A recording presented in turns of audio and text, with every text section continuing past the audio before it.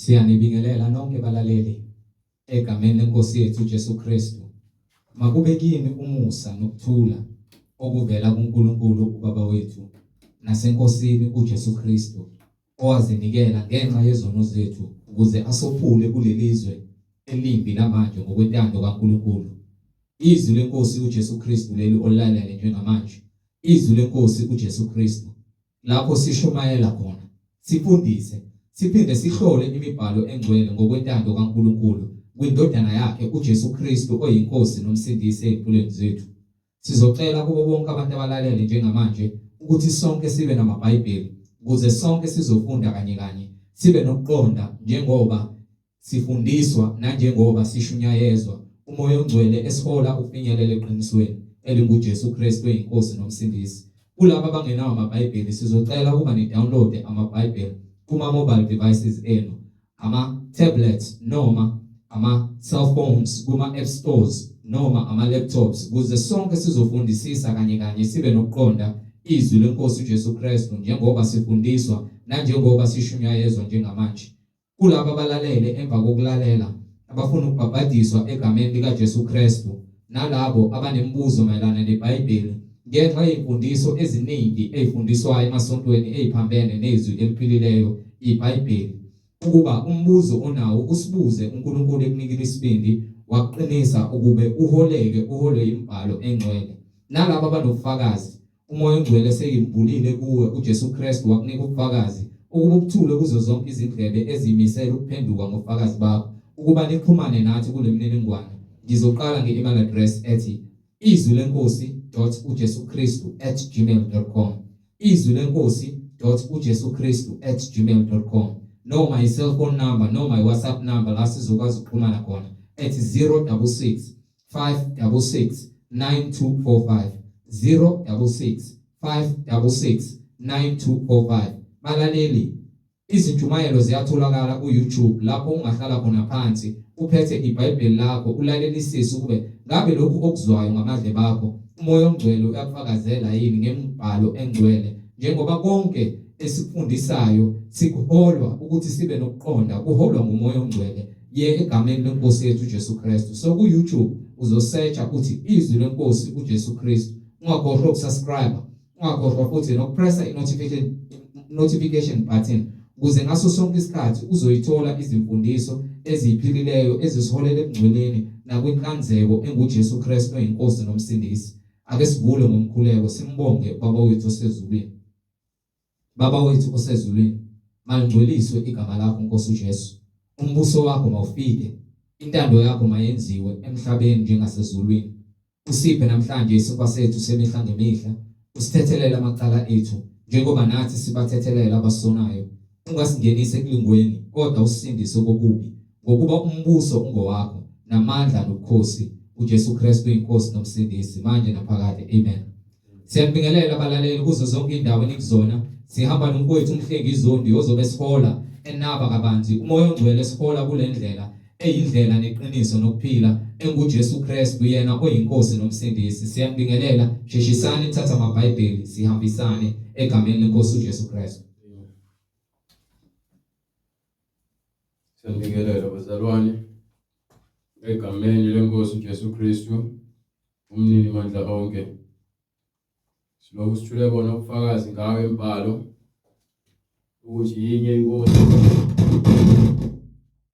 munye uNkulunkulu, yinye inkolo, munye umbhabhadiso egameni likaJesu Kristu. Siyambonga uNkulunkulu ngalesikhathi asenzele sona nalethuba leli asinike lona ukuthi sikwazi ukuthi sime lapha kwenu. Kungekona ukuhlakanipha kwethu kepha kungumusa wakhe neqiniso lakhe elifezekayo. Ukho konke esidlule kukho uyena ubesihola esivikela, namanje sisaloku simbonga simnika udumo ngokuba lumfanele. Ukho konke udumo lwakhe nezibongo zonke. Bazalwane, kulabo abasegoli namaphethelo abazimisele ukubhabhathiswa nalabo abafisa ukuhlanganyela kanye nathi kule weekend ngomhla ka-27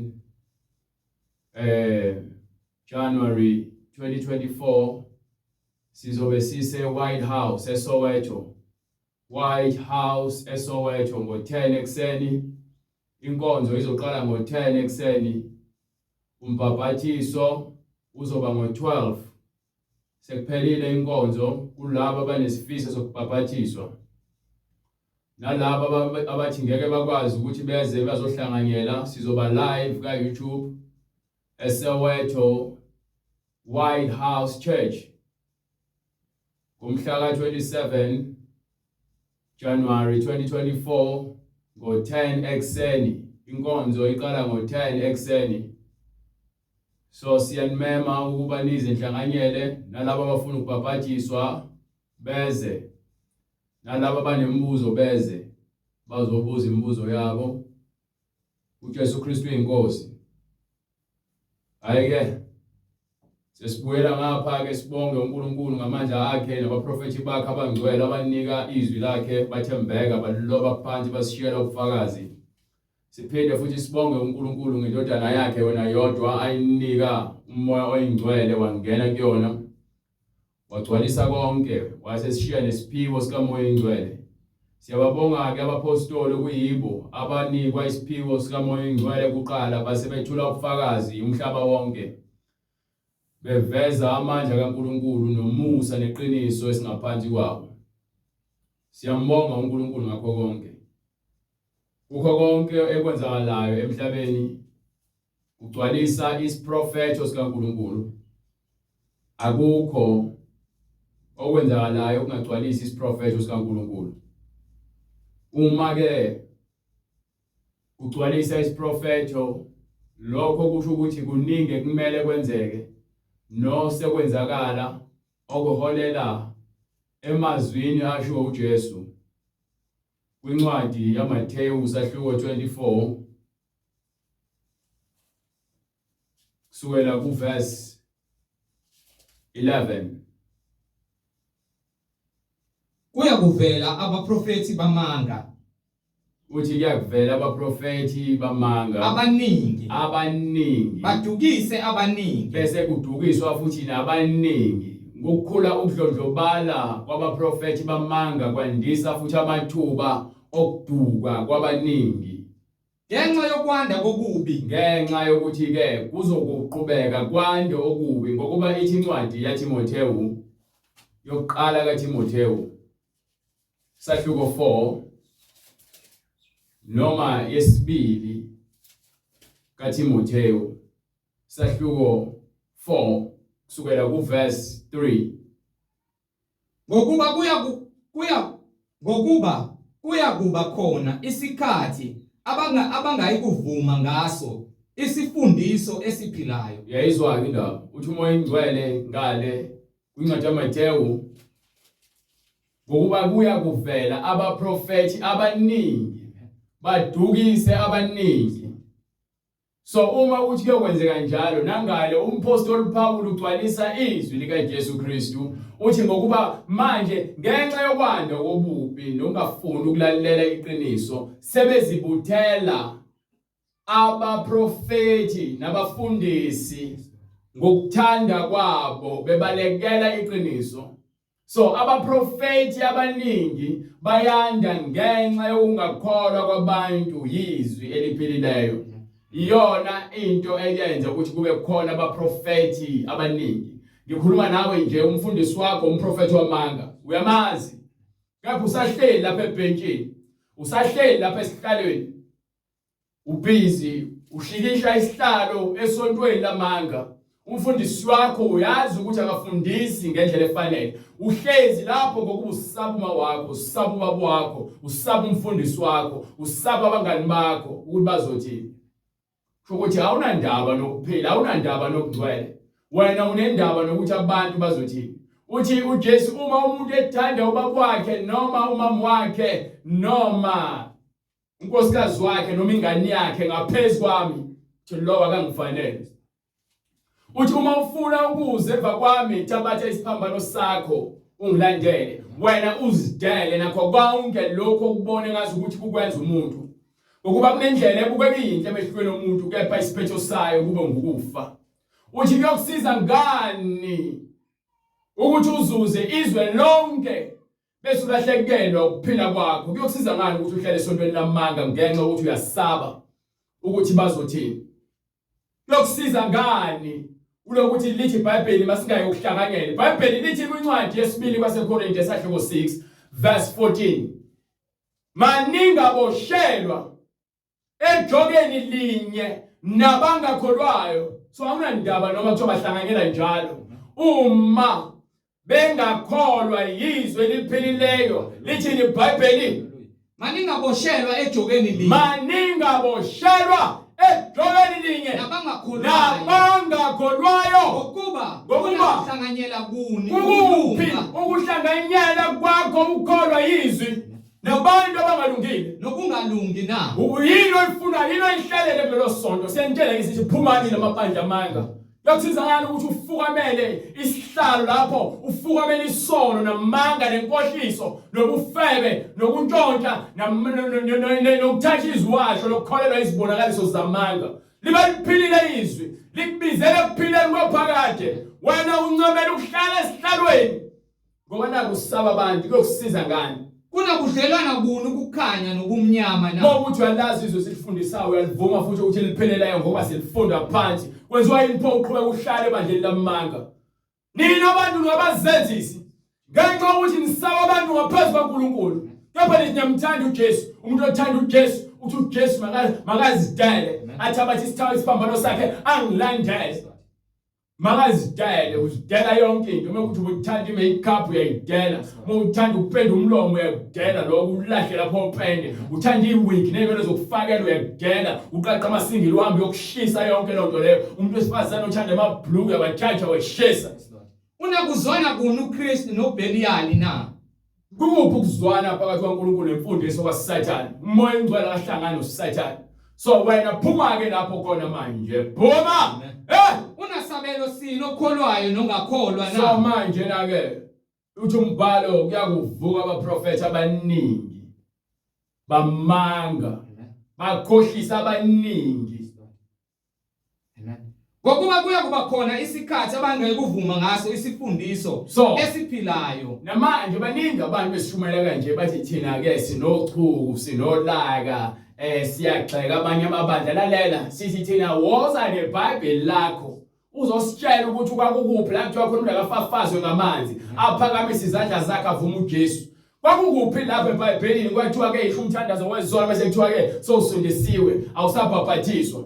Kwakukuphi eBhayibhelini lapho kwathiwa khona ke babhathiswa egameni likaYise nendodana kaMoya Ingcwele kwase kubhaphathiswa umuntu kanjalo? Sifuna usivezele incwadi lapho khona kukhona wabhaphathiswa egameni likaYise lendodana kaMoya Ingcwele. Siyakufuna lokho. Kukuphi leBhayibhelini ukuthi abantu besifazane ke abafaka amacici babaluka amakhanda bangafuni ukumboza bagqoka iziketi ezincane neziketi ezibampintshayo bafaka amabhluku namasitama abo bethi bayakholwa?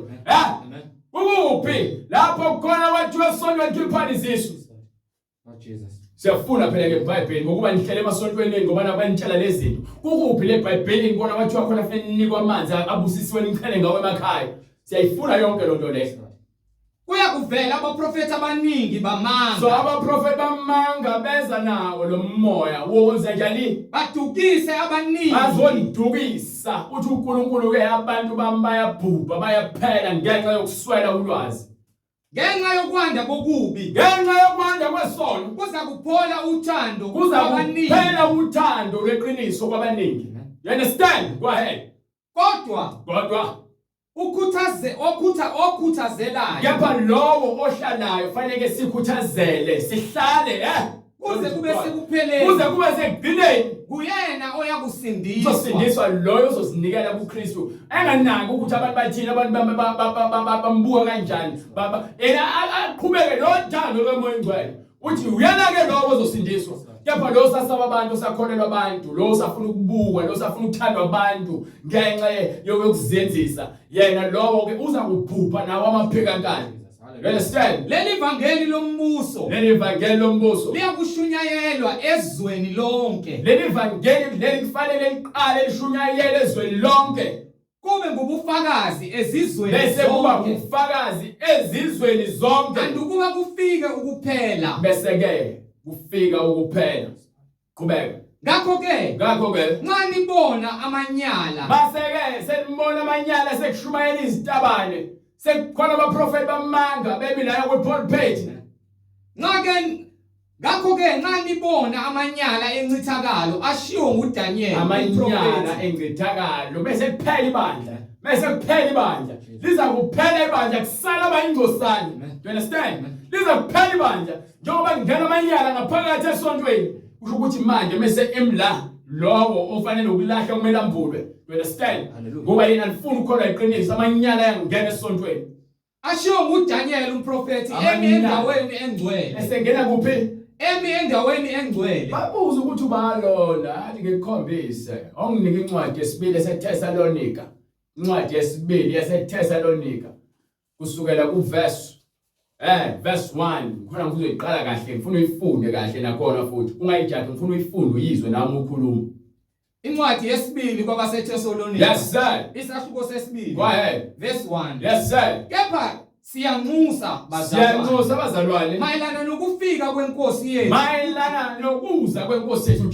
uJesu Kristu go ahead nokubuthanela kwethu nokuhlanganyela kwethu kwemzimbeni wakhe ukuba ningasheshi masingasheshi sinyakaziswe engqondweni yenu abaprofeti bamanga abafundisi bamanga Jezebel lonke uhlobo labanye abantu abangabapostoli bamanga nabanye bazibiza ngabavangeli bamanga abanye bazibiza ngabafundisi bamanga nazibiza ngalamagama ngoba yini nithanda ukuzwakala kamnandi kulamagama nobiza uJesu ke lapha kwincwadi yaMateyu usahluko verse 23 chapter 23 verse 11 uthini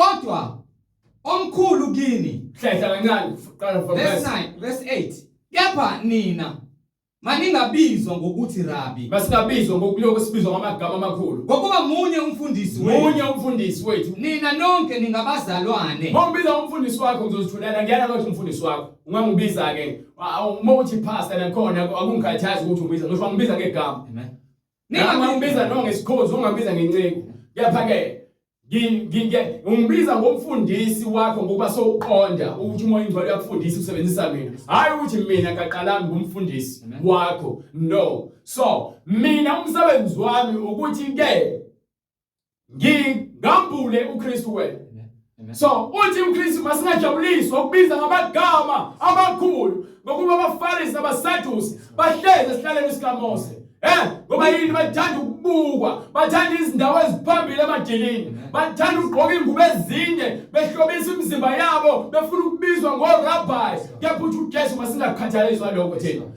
ningabizi umuntu emhlabeni ngokuthi uyini okunye futhi angena ubaba wakho mina ngokuba lokhuluma nami wathi ngiyafundisa ngezwi lenkosi manje ngishumayela bese uthi baba angena ubaba wakho wangibiza ngobaba mina ngokuba noma uthi umfundisi wakho umbiza ngobaba noma kuthiwa mdala funeka uthi umdala ngokuba kubhalwe kanjalo kuthiwa the elders abadala ebandleni bese kubakhona omama bese kubakhona osisi kubakhona obhuti akekho indaba yokuthi ke uzongibiza ngobaba mina yabo ngina 32 years manje ushaya 23 years noma kuthiwa bese ngina 50 years ngizokutshela ukuthi ngingumdala uma ungibiza ukuthi mdala uzondi ngizovuma ngoba ngimdala ebandleni ngimdala futhi manje ngokweminyaka so manje ke angivumi ukuthi kuthiwa ngimdala wayini inyanga asuka benibizwa ngamagama ngempela efanele sibiza ngawo eBhayibhelini nifuna ukubizwa ngamagama azohlobisa elela Twan, labona bengimlevel wepulpit ukhuluma nami ukuthi ungibuka wena ungihloniphi ungangibizi ngobaba ngiyacela ungangibizi ngobaba ngeke baba wakho ningabizi umuntu emhlabeni ngokuthi uyihlo so bavele bathi ke bafuna ukukhomba nasehlobeni no ehlobeni zakhe ihlobo zakho sikhuluma ngokukamoya ngokukamoya njengoba ngiphethe ivangeli ngiyacacisela ukuze ungalingi ukuthi ke soyahamba lapha kini usufuna ungahloniphi abantu abadala uthi hayo uyena ubaba wami uthi uJesu lalela ukhuluma ngokukamoya ukuthi abantu abafundisa izwi abantu abamandla njengoba lapha eMaromini bethi father futhi bathi baba yemi iBhayibheli ithini masingabizi lo yedwa umuntu ngobaba emhlabeni ngokuba munye ngokuba uyedwa ubaba wethu usezulwini futhi maningabizwa ngokuthi abaholi ngokuba munye umholi wenu munye umholi wethu uKristu. Yayizwa lonto leyo.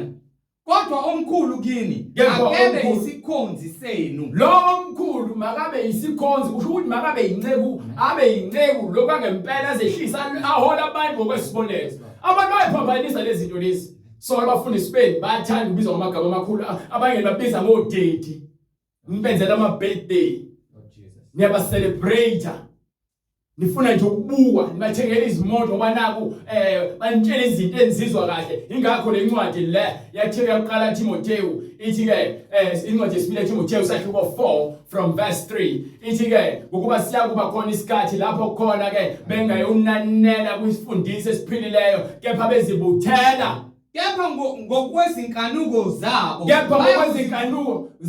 Bayakuzibuthela abafundisi. Bazibuthela abafundisi. Njengokubajwa kwezindlebe ingakho nibathengela izimoto. Ingakho bebaningi abaprofeti bamanga. Ingakho bebaningi abapostoli bamanga. Ingakho bebaningi abantu abazibiza ngopastor bebezondayisela ivangeli la. Bafulathelisa izindlebe zabo eqinisweni. Balekisela indlebe zabo asafuna ukuhamba ngokweqiniso. Baphambukele ezinganekwaneni. Wena yini? Baphambukele ezinganekwaneni. So niyazithanda izinganekwane zakaShembe. Niyazithanda izinganekwane zasemaromeni. Niyazithanda izinganekwane zamaZulu, okhokho nezinyanya na yonke into engenamsebenzi. Do you understand? Okubi ithenye futhi lapha kuyona incwadi yesibili kaTimotheo sahluko 3 from verse 12 ifuna ukukhombisa ukuthi lokho okwenzakalayo ugcwalisa isiprofeto bese uqedile lapho ngifuna futhi ungiphe incwadi yakhe noma ngicela unginike aqala yona bese uhambe uyofunela uverse 1 wayo. Hallelujah. Incwadi yesibili kuTimotheo isahluko sesithathu verse 12. Yes sir. Yebo bonke abathanda ukuhamba ngokumesaba uNkulunkulu. Yebo bonke abathanda ukuhamba ngokumesaba uNkulunkulu. Ngokumesaba uNkulunkulu. uKristu Jesu. Bathini? uKristu Jesu. Bayakuzingelwa. Baza kuzingelwa. Kepha abantu ababi nabakhohlisi. Abantu abayizoni. Nabaprofeti bamanga. Baza kuqhubekela phambili. Bazoqhubeka phambili ebubini. Bedukisa. Nabo bedukiswa. Nabo bedukiswa ingakho sikubamba ngale ncwadi yaseThesalonika. Sifuna le ncwadi yaseThesalonika. Sahluko 2 manje ngifuna ukukhala from verse 8 kule ngizovela ngisheshe ngiqede ngale ndaba le. Lapho ke uza kwambula lowo ongenamthetho. Ekupheleni kwakho konke, ekugcineni kwakho konke, lowo ongenamthetho uza kwambula. Eyakumqeda inkosi. Iza kumqeda inkosi uJesu Kristu. Umoya womlomo wayo. Imchithe ngokubonakala kokufika kwayo. Lokho ukufika kwakhe. Lokho okufika kwakhe. Kungoba kusebenza kukaSathane ngawo onke amandla nezibonakaliso nezimangaliso zamanga. Umprofeti wamanga uze ngawo wonke amandla. Understand? Uza kwambula egcineni. Amen. Ngoba yini uNkulunkulu uvumile ukuthi kwenzeke. Lalela uNkulunkulu uvuma ukuthi ke emhlabeni kube khona ukulunga. Ngenxa yenkanyweni waniyekelela ukuthi ke qhubekani impembetheke esonweni senu. Kepha uNkulunkulu amagate okulunga wavulile. Umuntu wenza isono usegcwalisa ububi ebusenhlizweni yakhe. So akekho umuntu ozothi uNkulunkulu akamvimbi ngani. uNkulunkulu usivimba indlela zonke ngani iBhayibheli. Ayikho enye indlela ongathi ke uNkulunkulu ufuna kuvimbe ngayo. Ufuna azafike physically akubambe akuthumbe bese uNkulunkulu umthumbile. uNkulunkulu kunike intando ukuyenze. So awunakuzilandulela wena. Amen. Eyakumqeda inkosi uJesu. Ekugcineni kwakho konke ekupheleni kwendaba uNkulunkulu uzaqhamuka. Jesu Kristu uzoqhamuka enkazimulo yakhe ezokwahlulela abantu afika aqede ngayo yonke into engafuni ukumesaba nokumthobeza. You understand? Go ahead. Eyakumqeda inkosi uJesu Kristu ngomoya womlomo wakhe. Yes sir. Imchithe ngokubonakala kwayo. Lowo okufika kwakhe kungokusebenza kukaSathane. Ukufika kwakhe uyenze ngomsebenzi kaSathane. Ngawo wonke amandla nezibonakaliso zamanga ngoba yini nangayo yonke inkohliso yokungalungi kwababhubhayo yafuni ukulunga kulabo ababhubhayo ngenxa yokuba bengavumanga ukuthanda iqiniso yini ezenza abantu babhubhe ngenxa yokuba bengavumanga ukuthanda iqiniso So, ukuze basindiswe. uzongitshela kanjani ukuthi uNkulunkulu akafuni usindiswe ekunikele indlela wena ungafuni ukukholwa uncamele ukuhlala esontweni lamanga ufuye lapha isono ufukamela isono lalela angikhathali ukuthi ngabe usukhola iminyaka engakanani noma kuthiwa ugogo ona 79 years uma usonto emaromini ufuna uphume khona uma usonto kaShembe ufuna uphume khona ngoba uNkulunkulu uyazi akubheka iminyaka uzobheka ukulunga nenhliziyo yakho ukuthi beyilenza yini izwi lakhe. So ithi iBhayibheli masingabi ngabantu abalizwayo kepha bangalenzi izwi masibe abantu abalizwayo balenze ngokuba kuyokusiza ngani ke nakhona ithi lapha kwincwadi yesibili yaPetru ngincwadi yesibili kaPetru usahluko 2 so ku verse 15 to verse 21 if I'm not mistaken ngifuna ukukuvezela ukuthi umoya ingcwele uthini ngaba prophet bamanga nawe nokukhishwa kwakho esonweni nanokubuyela kwakhe esonweni emva kokuthi ukhishiwe esonweni wena uphinde ubuyele esonweni sifuna ukuzwa ukuthi uNkulunkulu uthini ngawe nalesenzo sakho incwadi yesibili kaPetru usahluko sesibili so ku verse 15 beshiya indlela eqondileyo beduka belandela indlela kaBhali abaprofeti ngiyabalandela nani uthi uJesu ke abafundi bakhe bebemuza ukuthi ke uyazi imfundisi ngesikhathi ukhuluma bahlabekile uthi umfundisi hayi kufanele bonke abantu abangalona uhlobo lwababa kufanele basimpulwe phansi so ngalowo ndlela leyo bayimpumputhe so futhi bangabaholi bempumputhe kahle hle uma impumputhe ihole impumputhe zonke ziyaphansi wena ziyaphatha emgodini ngenxa ukuthi indlela abafundisi bamanga asebaphumile endleleni baduka nani yabalandela uma ngithanda bona ngaphezulu kwezwi kaNkulunkulu beshiya indlela eqondileyo beduka belandela indlela eqondileyo beshiya indlela eqondileyo beduka belandela indlela kaBhalamu balandela indlela zabathakathi balandela indlela zezangoma balandela indlela zabaprofeti bamanga balandela indlela yabathakathi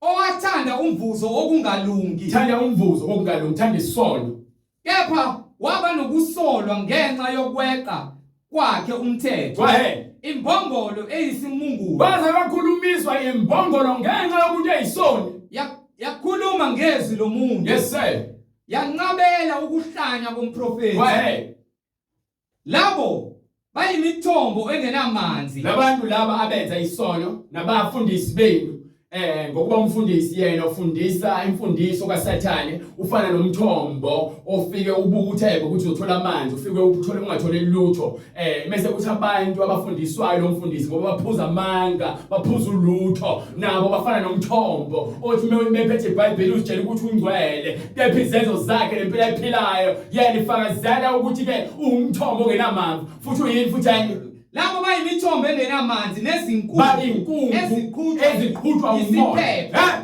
linkungu lezihambe zifukuze nefukuziswa bethi wakhothani inhlabathi izoyikhotha bethi umfundisi ikhotha inyawo zami uzozikhotha bethi umfundisi idlanazi izinyoka ngizozidla bethi umfundisi woza kufuthe ngedumu uzofuthwa ngedumu bethi udlana utshani ngizodla utshani nina abantu mkhohlakele ngoba nivumela uSathane animuse ngamanga nenkohliso abagcinelwe ubumnyama bomnyama so ngafuna ukuphenduka ukuze la ekukhanyeni kaKristu kuthiwa-ke igcinelwe ubumnyama bomnyama ngokuba bekhuluma udwandwe amazwi ayize bakhuluma into engekho babayenga ngezinkanyungo zenyama babayenga ngokwenkanuko zenyama hayi wena ufuna ukuphumelela woza ngikunike nangu uvela bahleka hayi woza ngikunike nangu ukhakaza woza ngikunike nangu umchamo wemfene woza ngikunike nangu lo uzothi bese umnikele yonke into niyazithanda lezo zinto abantu bangazoka abaprofeti bamanga bese niyabona ingakho abaKristu ehlupheka ngokuba akhohlwa ukuthi uNkulunkulu wasibusisa wathi ke kufanele sibe nemali kufanele sibe nengqondo yemali lalela kufanele sibe nengqondo yemali emva kokufuna umbuso kaNkulunkulu nokulunga kwakhe ngalokho uzohamba indlela yemali ukhohlwa umbuso kaNkulunkulu nokulunga kwakhe bese uhambe uyongeneza ngomeni uhambe uyothwala uhambe uyolanda iziwasho ulanda amakhandlela ulanda ushisa impepho uhlaba imbuzi ufake iphandla uyakashembe uyonikela ibusiso ngoba yini senilandela imfundiso yabaprofeti bamanga you understand go ahead bebayenga ngezinkanuko zenyama nangamanyala labo nilandela izinkanuko zenyama labo abasaphephayo So manje ngifuna ngabe ngokuduka. nifundiswa izwi elipheleleyo. But ngenxa yokuthi manje kufanele ngabe niyaphepha ngezwi elipheleleyo. Kepha ngenxa yokuthi nina anifuni ukukholwa iqiniso, nikholwa ngezinto ezibonakalayo, ingakho nilandela abafundisi bamanga. Ngoba fanele niyasindiswa ngezwi. Lilodwa izwi loNkulunkulu namandla lilodwa. Alidinge lutho, alidinge ukufaka ama-spice yibona ukuthi sivule iBhayibheli, siphenye umbhalo phezu kombhalo, umugqa phezu komugqa, sikhombisa amandla kaNkulunkulu. Ukholwe ngokubona nangokuzwa izwi, ngokuba izwi livela ngokukholwa. Ikholwa yini? Ngoba utshelwe nguNkulunkulu. uNkulunkulu angafuni eziwasho, ongadinge mabhodlela, ongadinge lutho. Bebathembisa inkululeko kanti bona uqobo lwabo bayizigqila zokubhubha. Banithembisa ingcebo, banithembisa inkululeko, kepha bona baboshiwe. Ngokuba Baboshwe ebumnyameni bobumnyama. You understand? Balungiselelwe ukuya ebumnyameni bobumnyama. Hallelujah. You understand? Amen. Lapho kukhona ukukhala nokugedla kwamazeki. You understand? Mawuthi awunandaba, wena uyazinikela ebumnyameni bobumnyama. You understand? Usanethuba lokuthi ubuyisele ekhanyeni uzokhonza uJesu ngokomoya ngokweqiniso. Ukhonza uJesu udinga nje izwi lakhe lingumoya futhi liyiqiniso. Mawuphila ngalo ngeke uzuwe nakusoleka. Noma bekuhleka, kepha ke wena uyamazi ongumhlengi wakho. Glory to God, uyamazi. Glory to God. Angena umhlengi wakho mina. Mina ngumhlengi igama, kepha kunomhlengi wakho. Kunomhlengi wakho. You understand? Bebathembisa inkululeko Banithembisa inkululeko kanti bona uqobo lwabo bayizigqila zokubhubha. ngokuba lokho umuntu wahlulwa yini. Ngokuba umuntu lakahlulwa ikhona. Uyisigqila sakhe. Uma uhlulwa ugwayi, Uyisigqila uma sakhe. uhlulwa ubufebe, Uyisigqila uma sakhe. uhlulwa amanga, Uyisigqila uma sakhe. uhlulwa ubusela, Uyisigqila uma uhlulwa sakhe. ukubulala, Uyisigqila uma sakhe. uhlulwa ukuthakatha, Uyisigqila uma sakhe. uhlulwa ukuhleba, Uyisigqila uma sakhe. uhlulwa amabhluku umuntu wesifazane, Uyisigqila uma uhlulwa sakhe. iy'nene zokufakelwa, Uyisigqila uma sakhe. uhlulwa amaqinci namagolide. Uyisigqila You sakhe. understand? Uhlulwa stomach out. Uyisigqila sakho. Ungitshela ukuthi wena ungathi uyakholwa kepha uhlulwa yile zinto ezikwenza isigqila sakhona. You understand? Kanjalo nothando lwemali lwenza isigqila sakho. You understand? Hallelujah. Ngokuba uma bebuye Ngoba uma bebuya, behilelwe bahlulwe yikho. so uma ke ubuye indaba uhambile, waphinde wabuya wazozihilela, wazozifaka kunoxhaka, wazifaka ogibeni, Bahlulwe yikho. wahlulwa isono. Sebebalekele So ukungcola ubalekele, so ukhishiwe kungcoleni kwezwe. ngokuyazi inkosi nomsindisi. Ngokuyazi ini, Inkosi nomsindisi. ngokwazi iqiniso uJesu Kristu. uJesu Kristu. Khona ukugcina kwabo. Kepha isiphetho sabo, Kubi kunokuqala. isiphetho sabo, Kubi kunokuqala. isiphetho sabo. Kubi You kunokuqala. understand? Ithi-ke lapha kwincwadi yamaHebheru sahluko 10 verse 26, starting from isahluko 6 verse 4, mase uphinde unginike isahluko 10 verse 26 uziyofika verse 31. Sifuna ukunivezela ukuthi uma ukuthi usindisiwe, wena wasuphinda wayobhukuda esonweni. Ithi incwadi lapho kube nencwadi yokuqala yaThimotheyu wesibili, lapho sahluko ukuthi usahluko 2 bese uqedele la ufunda khona. Hallelujah. No, incwadi yaPeter, incwadi yaPetro. Okay. Hallelujah. Incwadi ngokaPetru, incwadi yesibili kaPetru isahluko sesibili. Yes sir. Verse 20. Ngokuba uma bebuye bahilelwe Uma uhulelwe, bahlulwe yikho. uhlulwe yikho, Sebebalekele ukungcola kwezwe so ngathi ukhishiwe esonweni, ngokuyazi inkosi ngokwazi nomsindisi umoya uJesu oyingcwele. You Kristu. understand? Khona ukugcina kwabo. Isiphetho sabo Kubi kunokuqala. kubi kunokuqala. Qhubeka bright. Ngokuba ngabe kwabangcono kubo. Ngabe kwabangcono ukuba babengayazanga abazange bamazi indlela uJesu Kristu. You yokulunga. understand? Kunokuba kuthi sebeyazile Kunokuba kuthi sebeyazile bafulathele bese umyalo ongcwele befulathela umyalo ongcwele. Go ababewunikeziwe ahead brother. behlelwe njengokwesaka Bese behlelwe njengokwesaka. esiqinisileyo Esithi, esithi inja yabuyela ebuhlanzweni babo. So mase uphumile esonweni, wena waphindwa wabuyela khona. Ithi iBhayibheli ufaniswa nesakhe kuthiwa ke sithi inja ibuyele emhlanzweni wayo. Nokuthi ingulube Nokuthi ingulube igezwe ifika yagezwa, qede yaphindela ukuzibhixa ngodaka. yaphinde yangena udakeni. Yabona ke imkhuba yokuphinde esonweni leyo.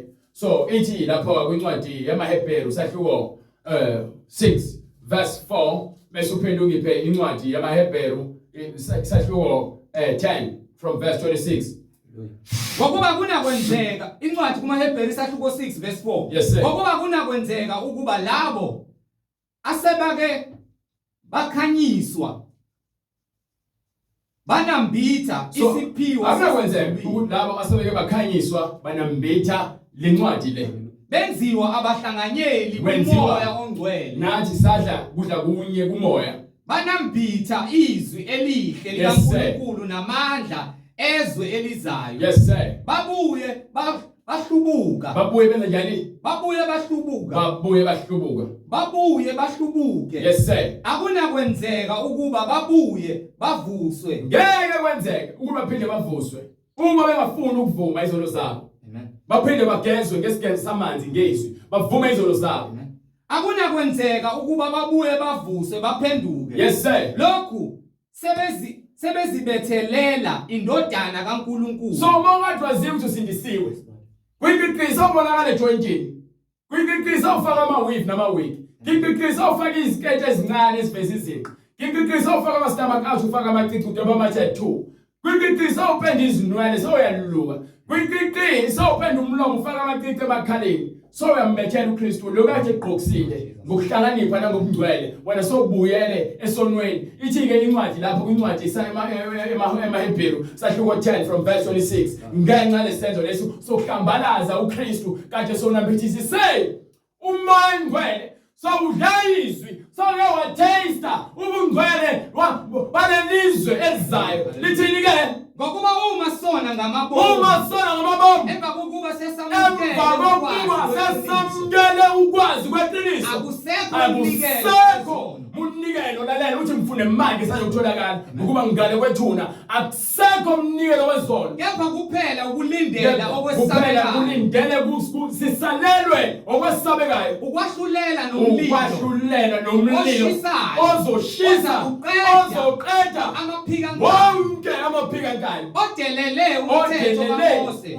Lo wedelela umthetho kaMose uyakufa engahawukelanga ngezwi lawofakazi ababili noma bebathathu. ngokona kwakhe aphula umthetho befa mekhona ofakazi ababili. Manje wena ufakazi lobani unhliziyo yakho nembeza wakho nezwi. Understand? Polithi ufanele ukushawa kangakanani kunalokho. Lowo ke manje owonayo ngababomu ufanele ukubhaxobula kangakanani. Lowo onyathele phansi indodana kaNkulunkulu. Lowo hlambalaza uJesu Kristu. Wadelela igazi lesivumelwane. Wadelela igazi elachithekela abaningi ukuze kusindiswe thina abantu abayizoni ngenxa yomuntu olungileyo thina singalungeli. Angcweliswa ngalo. Singcweliswe ngoJesu. Wahlambalaza umoya womusa na. Sihlambalaza ini? Umoya womusa. Sihlambalaza umoya womusa. Uyazizwela ukuthi mawona solazi iqiniso. Wena uyahlambalaza uyadelela. Wena uyadelela. Ngakho ke ufanele ucela into ethelela uNkulunkulu. Bese emva kwalokho uma ukuthi uhamba isonto lamanga itheni incwadi ngale. Incwadi yaseKorinte yesibili. Mewuthi uhambe isonto lamanga. Ngiyazi vele abafundisi abaningi abafundisi nje basifundisa. Asithomi. Kepha abafundisi kanje.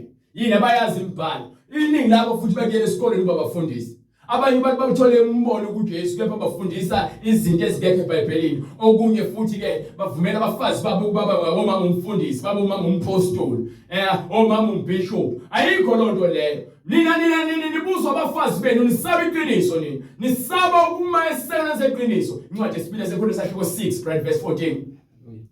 Lezo lonto le. Manje ke siyakutshela nje ukuthi abafundisi kanje ngoba basaba nina. Mina nginandaba wena ukuthi uzongibuka kanjani. Mina nginendaba nokuthi ngilikhulumile iqiniso. Noma kuthola ibhlungu lishaya mina, fanele ngikhulume ngikhululeke ngokuba ke ngiyawazi umvuzo. Manje ngizokusaba lo uzofika uthinta inyama yami kuphela. Kufanele ngisabe lo othi bese athinta inyama aphinde athathe umphefumulo ufake esirogweni.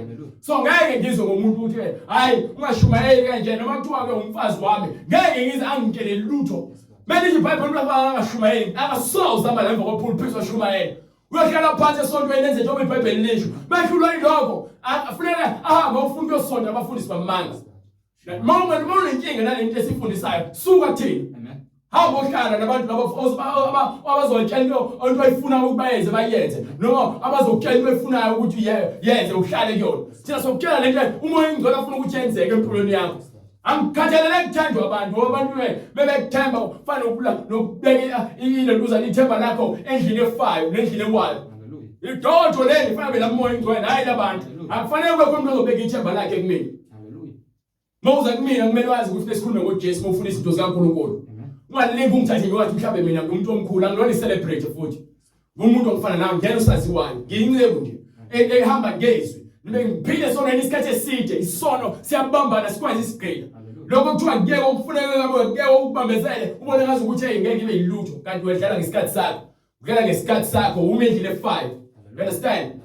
Incwadi yesibili kwabaseKorinte sahluko 6 verse 14. So, phumani. Maningaboshela ejokweni linye nabangakholwayo. Maningaboshela ejokweni linye nabangakholwayo. Ngokuba kunakuhlanganyela kuni ukulunga nokungalungi. Ngokuba kuphi phakathi kobungcwele nokungekho ngcwele. Kunabudlelwana buni ukukhanya nobumnyama. Lithi iBhayibheli lapha kwincwadi kaLeviticus 10:10 iveza ukuthi ke kumele sambe kanjani ukuze uzokwazi phela ukubonakala phakathi umehluko. Fanele kubonakala umehluko phakathi kwabantu abahamba indlela yokulunga nabantu abangayihamba indlela yokulunga. Why nithi ke nisindisiwe kepha nifana nezwe? Why nithatha izinto sezweni izilahle esontweni endaweni yabantu abangcwele? Ngoba phela le ndawo le besihlangana kufanele sihlangane ukuzokhula ngokukamoya. Singazokhulisa isono. Akufanele sihlangane ngokukhulisa isono. Sikhohlakala masenza njalo. Wenike incwadi uLeviticus isahluko 10 verse 10. Yes sir. Niyawahlukanisa okungcwele. Siyawahlukanisa, fanele sikwazi ukwahlukanisa phakathi kokungcwele nokungengcwele. Nalokho okungekho ngcwele. Okungcolileyo. Nalokho okungcolileyo. Nokuhlambulukileyo. So akusho ukuthi mesungcwele wena sohlambulukile, sekumele uhambe utshela abantu bangcolile. Wena ungayenzi lonto leyo. Elele, wena umsebenzi wakho ukuthi uphile umngcwele, abantu ababone ngenkambo yakho ukuthi uyaphila umngcwele. Kukusiza ngani lokho utshela abantu bese bakhumbuza nawe ungefeba nje nawe. Ukhiphe isisu nje. Uchayi phela sengizindisiwe imini omdala lo asihlona namphathi ke. Ngizodila uNkulunkulu azi inhliziyo yami. So uphoxekile ngoba uhamba ungena indaba zabantu. Anifuni ukubona ingcwele asebenze ngendlela yakhe, anifuni ukuphapha. Niya ukuphapha. Kodwa bese ishisa insimbi, bayathula bathi nya. Bese beposta amavesi amnandi. Ngoba yini bese iBhayibheli afanele uluzele ngokuphapha. Umngcwele afanele ukuphaphela. Phakathi kwabantu ufuna kube isibani. Phakathi kwabantu ufuna kube umuntu. Phakathi kwabantu ufuna kube izingeke kube isibonelo. Ngaloko ngifuna ukuloke engizenza abantu engasenda sikakhulu uNkulunkulu nabanye abantu. Lokho kuyekeleni nami lokho. Ngiyokudila na ngeBhayibheli. Hayi ngiyaboloke ngithoma le hayi mina sengizindisiwe Masibona ungcono nabanye abantu. Nginike incwadi yelotuzana. Maningaboshela ejokweni linye nabangakholwayo. So phuma esontweni lamanga. Ngokuba kunakuhlanganyela kuni ukulunga. Ngokuba uma ukholela kulezi leli sithumelayo, wena unabo ubudlelwana nabantu ohleli nabo. Leyo ndileyo indle wayo leyo. Kunabudlelwana buni ukukhanya nobumnyama. So uma lithi iBhayibheli umuntu osifazana ngashumayeli wena uhleli lapho. Lithi iBhayibheli ukubudlelwana phakathi kobunyama nokukhanya uma ukuthi walazi iqiniso libhalwe phansi neBhayibhelini. Uhlalele lapho wena.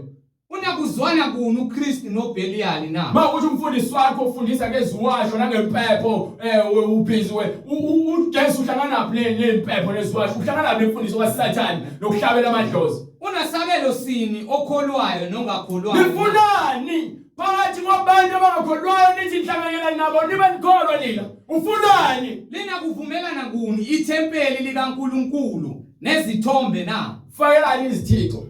Uhlekela lesontweni nezithombe kuthiwa kunoJesu abalenge esiphambanweni. Uyela lesontweni kuthiwa kunomkhosi sizulu noMaria, noJoseph nabapostoli noJesu noNkulunkulu khona lapho nomoya ingcwele uyambona lidongeni. Ufunani lapho? Haleluya. Udwabelele ithombe amathathu emzimbeni wakho uthi ke ukhomdobe iphambano. Lithi iBhayibheli nahlangana lina kuvumelana kuni ithempeli likaNkulunkulu. Umzimba wakho yithempeli likaNkulunkulu. So awunakudweba izinto uzidweba imhlobiso la ke. Ngoba yini ithempeli likaNkulunkulu umzimba wakho. Ngokuba thina siyithempeli likaNkulunkulu. Ngokuba thina siyithempeli likamoya ingcwele ophilayo. Njengokuba washo uNkulunkulu. Ngokuba wathini uNkulunkulu right? Ngiyakuhlala phakathi kwabo. Ngiyakuhlala phakathi kwabo. Ngihambe phakathi kwabo. Ngihambe phakathi kwabo. Ngiyakuba nguNkulunkulu wabo. Bona ubani ofika wahlala phakathi kwethu? Jesu. Haleluya. Ubani ohamba phakathi kwethu? Jesus Christ. Ubani owafela abantu? Jesu Kristu. So uJesu Kristu inkosi. Amen. Ngiyakuba nguNkulunkulu wabo bona abantu bami. Uthini uJesu? Ngiyakuba nguNkulunkulu wabo bona abantu bami. Yes. Ngakho ke Yes. Uthi yena uyakuba uNkulunkulu wethu. uyofika hlala phakathi kwethu abe phakathi kwethu. Amen. You understand? Hallelujah. Ngakho Ngakho-ke, uNkulunkulu wethu. Ngakho-ke phumani phakathi kwabo. phumani ebandleni amanga senikhipha senibiza. Phumani phakathi kwabo. Phumani ebandleni labo kukhona ngafundiswa ngokungcwele. Nahlukane nabo. Hlukanani sono. Hlukanani abangakholwayo kusho bani? Isho inkosi. Akusho umhlengi. Isho inkosi. Akusho ubright. Isho inkosi. Akusho umpostoli. Isho inkosi. Kusho umpostoli omkhulu ke manje. Kusho uMalusi omkhulu. Hallelujah. You understand? Ningathinti Kusho okungcolileyo. umpriest omkhulu. Yes, Lord. Uthi singathinti lutho engcolileyo. Hallelujah. Glory to God. Khona ngiyasamukela. Uyasamukela. Ngibe nguyihlo. Abe uyihlo kuthina. Nina nibe Bese siba ngamadodana ngamadodakazi. namadodakazi. Namadodakazi ke. Isho inkosi. Isho inkosi. somandla. Kusho bani? Isho Oh inkosi. Jesus Christ. somandla. Yes. Shilo manje uqedile uNkulunkulu sengikhiphe amabandlela amanga ngeBhayibheli. Hallelujah. Yokusiza ngani uhlalela amanga. Sikhipha ngeBhayibheli. Waza ngeBhayibheli lakho olivule. Livule. Glory to God uzalivula. Yeah. Manika incwadi ezenzo. Manika incwadi ezenzo 2:38. Sesibamemile senimema namaBhayibheli nembuzo. Mekusho umuntu unenkinga hamba utshela umfundisi wakho ufike umkhombise le video. Ufike umtshele futhi ukuthi sithi naye keze. Mefuna ukusiphikisa akaphathe iBhayibheli lakhe. Azositshela lemfundisi ayifundisa ukuthi kube eBhayibhelini. Mayingekho hlale phansi adedela abantu abanolwazi abazokwenza into efanele azithiwa abafundi ukuthobeka naye futhi akaphenduke siyambiza nomfundisi wakhe ukuthi akaphenduke because akho mfazi washumayela akho ndoda yashumela ngezwayo akho mbishop abanabafazi ababili akho mbishop odivorce. You understand? Hallelujah. Hallelujah. Akho mama umfundisi wafaka ubhuti imqhwebe la. Hallelujah. Akho mama umfundisi ntoba akekho. Incwadi kwabaseRoma isahluko 12 verse 1. Ngakho ngiyanincenga bazalwane ngobubele bukaNkulunkulu ukuba ninikele imizimba yenu ibe ngumnikelo ophilileyo. Yes sir. Ongcwele. Othandeka kuNkulunkulu. Kube ngukukhonza kwenu kwani kokuqonda. Akube ukukhonza kwethu kokuqonda. Ningalingisi lelizwe. Kodwa niguqulwe. Masiguqulwe isimo ngokwenziwa ibe yintsha ingqondo yenu. Mayibe yintsha ini? Ingqondo yenu. Masiguqulwe ngokwenza kwesimo iguqulwe ibe yintsha ingqondo yethu. Ukuze nibe nokuhlolisisa. Ukuze sibe nani? Nokuhlolisisa okuyintando kaNkulunkulu. Lokho kuphela sikushoyo. Okuhle. Nokuthandekayo. Nokupheleleyo. Okubona perfect.